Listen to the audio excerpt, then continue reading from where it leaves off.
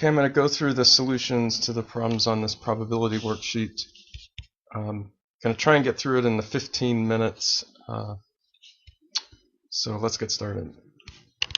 So the first problem is just about what are valid probability functions. So two properties of probability that you have to worry about being satisfied. All the probabilities have to be between 0 and 1. 0 and 1 are okay. And all the probabilities have to add up to 1. So let's look at these four. So for the first here, they're all between 0 and 1, but they add up to more than 1, so that's not valid assignment. The second one, they all add up to 1, but they're not all between 0 and 1. One of these probabilities here is negative, so that's not a valid assignment. The third one is the only one that's valid. They're all between 0 and 1, and they add up to 1. And the fourth assignment is not valid. One of the probabilities is bigger than 1, and they all add up to more than 1. So only C there is valid assignment. Number 2. Coin is flipped if it lands heads, flipped one more time if it lands tails, flipped 2 more times, and then the sequence of heads and tails is recorded. So we're going to model this with a tree diagram and then write down the sample space. Oops, sorry about that.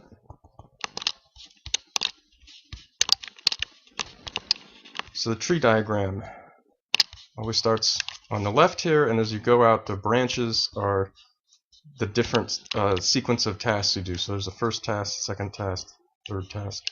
So we roll it, flip it once. If we come up with heads, then we only flip it one more time, so that's these two outcomes. If we get tails, we do it 2 more times, so we get this whole sequence of events over here. And the outcomes are only the things that are at the end of all the branches. So the final outcome is a sequence of heads and tails. So here there's going to be 6. The heads, heads, heads, tails, tails, heads, heads, tails, heads, tails, tails, tails, heads, tails, tails, tails. So there's 6 outcomes all together here. 3.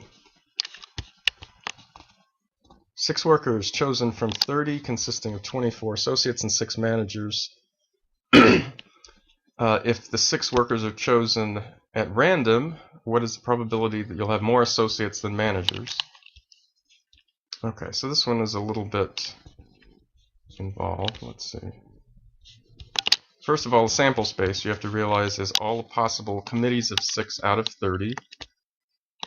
And whenever you see the phrase at random, that means all the outcomes are equally likely. So how many ways can you get more associates than managers? You can either have 4 associates, 2 managers, 5 associates, 1 manager, 6 associates, and no managers. So more, not the same number, but either 4, 5, or 6. So this is, if we call these events A4, A5, A6, then having more associates than managers is the disjoint union of these. So what we have to do is count how many ways you can get 4, exactly 5, or exactly 6, and then add those all together. That'll give us the number of ways of getting more associates than managers. Okay, so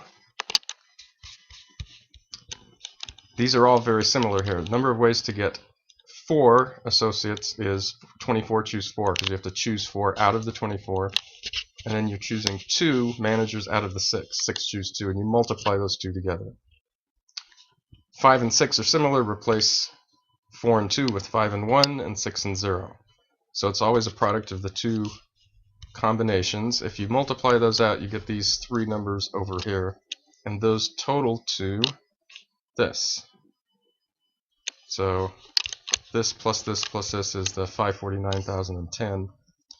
Since these are equally likely outcomes, the whole point of doing this was that we can then divide by the total number of ways of choosing the 6 out of all 30. Turns out to be 30 choose 6, 593, 775. So the probability, divide that by that, and it turns out to be, to the nearest hundredth of a percent, 92.46%. If there's one of these problems where the probability is a large number over a large number, I'll usually ask you to give it to the nearest hundredth of a percent. Problem 4. 5 cards are selected at random. Find the probability they're all red. And think of 2 ways to solve this problem. Okay. So one way you can think about this problem is conditional probability. So the probability they're all red is the probability the first is red times probability the second is red given the first is red times the probability the third is red given the first and second are red. So we're using conditional probability in the multiplication rule, where at each stage you multiply by the probability of doing the next thing. So probability of getting red on the first, there's 26 out of 52 red cards, times, after you've already selected a red, now there's only 25 red cards remaining out of 51 cards, so 25 out of 51, times, if the first 2 are red, now there's only 24 out of 50 remaining cards red, and so on. 23 out of 49 times 22 out of 48. You multiply all 5 of those together, about 2.53%. So that's using multiplication rule, conditional probability. There's another way to look at this that gives you exactly the same answer, and that's to look at equally likely outcomes. If you look at a sample space of all the possible combinations of 5 cards out of the 52, there's a number of equally likely ways to choose any 5 cards. Then the event we're looking at is choosing 5 red cards. So the number of ways to do that is 26 choose 5 ways to do that. And you notice how the denominators here end up canceling. 5, 4, 3, 2, 1. So you end up getting exactly the same number, 2.53%, as we did before.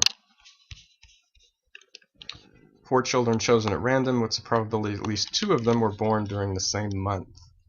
Assume all the months are equally likely. At least 2. So whenever you see something that says at least or at most, think maybe you can use conditional probability here. Okay, so sorry, not conditional probability, the complement rule. So what's the complement of at least 2 were born in the same month? The opposite. Well, if there's not at least 2 born in the same month, that means they all have to be born in different months. So let's look at how that would work. We use the complement rule. The complement of at least 2 born in the same month means they're all born in distinct months. So think about a sample space where you're assigning, label the months from 1 to 12. Then the sample space is really going to be an ordered 4 tuple, so an ordered string of the numbers 1 through 12. So like 3, 5, 5, 7 would be March, May, July. Now, since these are children chosen at random, all of these outcomes are going to be equally likely. Okay, so we want to count how many are in here, and then we want to count how many have all distinct. Well, the number of ways you could get distinct would be 12 times 11 times 10 times 9. So the probability that you get at least 2 that are the same is 1 minus that, the probability that they're all different, which is 1 minus this 12, 11, 10, 9 over 12 to the 4th. So that's the number of things in the sample space because you have 12 choices for each of the spaces. So if you do some canceling here, it turns out to be 41 over 96. About 42.71%. Number 6, probability of obtaining a full house. 5 cards are chosen at random from 52. Okay. Break this down into a sequence of steps. Again, a lot of these probability or counting problems, you just have to break it down into the right sequence of tasks. All the ways of selecting 5 cards out of 52 is 52 choose 5. Those are all equally likely, so we just need to count how many full houses there are. First thing to do is to choose the 3 of a kind and then to choose the pair. There's 13 ways to choose the rank of the 3 of a kind. 12 ways to choose the pair after you've already chosen the 3 of a kind. So 13 times 12. 4 choose 3 ways of choosing the suits for the 3 of a kind. 4 choose 2 ways of choosing the suits for the pair. Multiply all those together, 3744, and turns out to be about 0.14%, so not very much. Okay. Number 7, this is a matter of remembering the definition of conditional probability. So given probability F, probability E given F, find the intersection. It's a matter of plugging into the formula. So here's the formula. Conditional probability is probability of the intersection over probability F.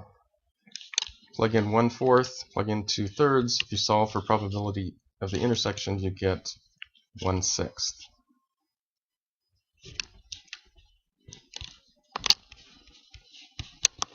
Number 8. Conditional probability. So this is a contingency table. Each of these represents an intersection. Inoculated, intersect, infected. Inoculated, intersect, not infected. Conditional probability an individual is infected given they were inoculated.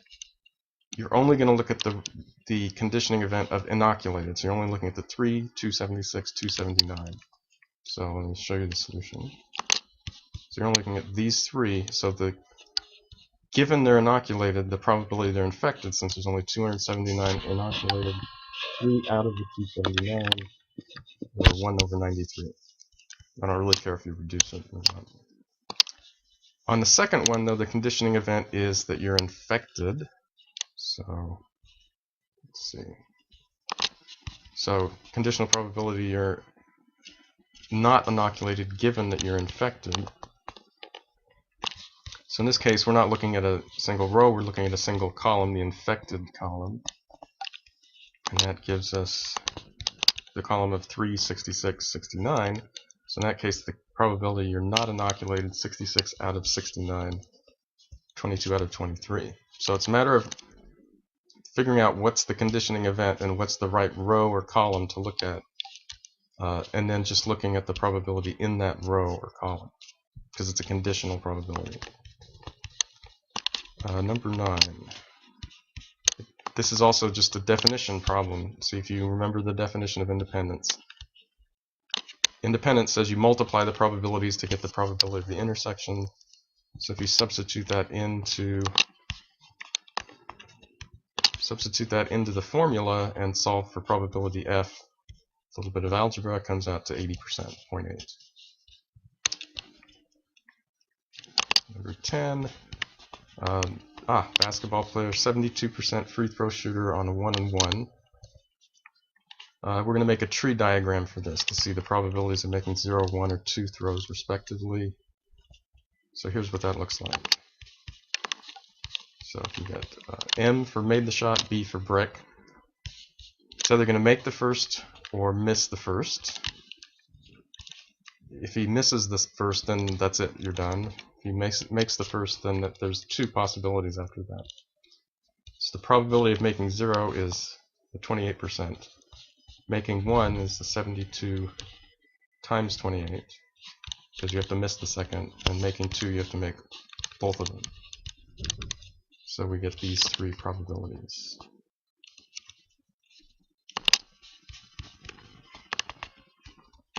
On number 11, this is just checking definition of disjoint events. If they're disjoint, you can just add the probabilities. So, whoops. So in this case, just add these 2 and get 79%. You can only do that if you know that you're told that they're mutually exclusive or disjoints. And the last problem,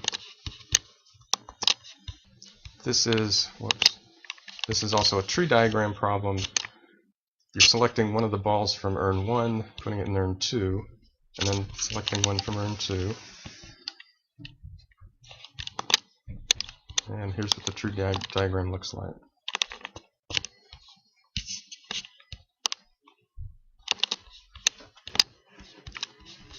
Okay, so there's 2 possibilities as far as the first thing. You can choose the red or the white with 1/2 and 1/2 probabilities. But if you choose the red ball, now you have a 1/3 probability, 1/13th probability of taking the red ball from urn 2, 12/13ths taking the white. But if you do the white, then they're all white. So 0 probability of red, 1 probability of white. So the probability of getting the white from the second urn, you have to follow all the different paths to get there. So 1/2 times 12/13ths plus 1/2 times 1, and that makes 25 over 26.